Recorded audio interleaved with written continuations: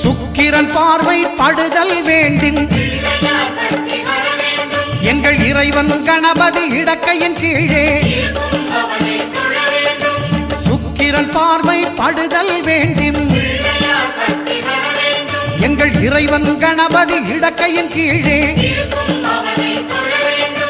புத்திர பாக்கியம் தருகிற பகவான் சுக்கிரன் அங்கே குடியிருப்பான். அவன் கற்பக கடவுளை கண்டவர் தமக்கு பொன் பொருள் அள்ளி கொடுத்திடுவான்.